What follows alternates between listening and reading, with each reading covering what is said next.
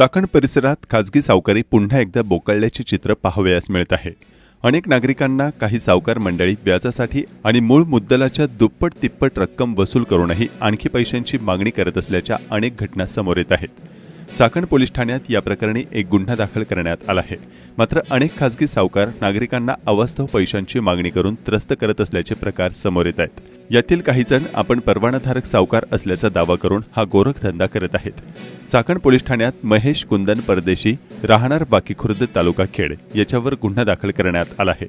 महेश याने सावकारीचा कायदेशीर परवाना नसताना श्रीकांत बहिले वयवर्ष 29 राहणार सुंबरेनगर बाकीखुर्द याला वेळोवेळी 3,40,000 रुपये व्याजाने दिले।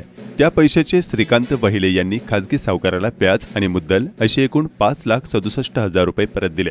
मात्र त्यानंतर देखील बहिले यांना जिवे मारण्याची धमकी देत टेम्पो तसेच दुचाकी ही वाहने जबरदस्तीने ठेवून घेतल्याची तक्रार श्रीकांत बहिले यांनी दिली आहे। या प्रकरणी चाकण पोलीस ठाण्यात महेश कुंदन परदेशी याच्यावर महाराष्ट्र सावकारी तसेच विविध कलमानुसार गुन्हा दाखल करण्यात आला आहे।